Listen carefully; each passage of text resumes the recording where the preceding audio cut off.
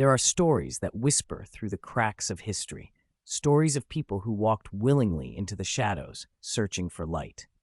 The tale of the Order of the Solar Temple begins just like that, not with explosions or headlines, but with quiet meetings held behind closed doors, the smell of incense in the air, and a promise, one that seemed too mystical, too irresistible to ignore.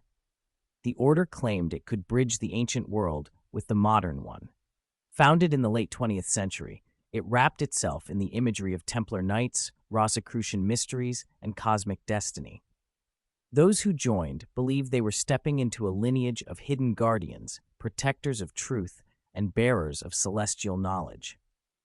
But as with many secretive societies, what began as a philosophy slowly morphed into a controlled inner circle, where a chosen few dictated the spiritual fate of everyone beneath them. At the heart of this group stood charismatic leaders, men who spoke of purification, of leaving the physical world behind, of transcending into a higher plane.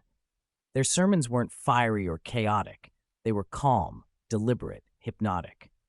In candlelit rooms, followers were told that the world was spiraling into corruption and that only those who embraced the solar truth would be ready for the next stage of existence.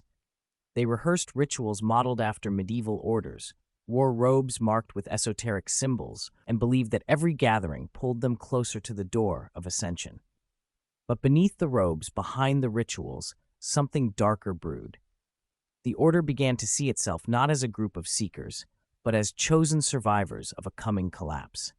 Their private documents revealed a conviction that humanity was nearing its end, and only they would continue onward if they followed the plan laid out for them. A plan that grew increasingly rigid, increasingly extreme. Former members later spoke about how the atmosphere slowly shifted, how questioning anything was met with silence or subtle punishment. The leaders tightened their grip, pushing the idea that the physical body was merely a temporary shell, one that needed to be shed before the final journey. Fear and devotion intertwined until followers could no longer separate belief from manipulation. And then came the night, when everything changed. In small enclaves across Europe and North America, groups gathered for what they believed would be their transition, a cosmic departure arranged by their leaders. What unfolded became one of the most chilling and deeply tragic chapters in the history of secret societies. It wasn't a ritual of ascension, but a coordinated multi-location catastrophe that left investigators stunned and survivors scarred for life. In the aftermath, the world tried to understand how a group built on mystical ideals could descend into such devastation. Scholars, journalists, and governments combed through the remnants, ritual robes, tapes, letters, searching for answers. What they found was a blueprint of control, of vulnerability exploited, of belief reshaped into obedience. Today, the story of the Order of the Solar Temple stands as a reminder that secrecy can be both alluring and dangerous.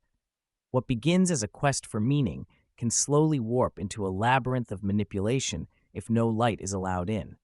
Yet even now, fragments of their teachings, symbols, and recorded rituals continue to circulate online, studied by those curious about the psychology and mystique of closed societies. And so the tale lingers, haunting, cautionary, and still wrapped in mystery. A story not just of a cult, but of how the human desire for belonging, purpose, and transcendence can be twisted into something far more sinister when placed in the wrong hands.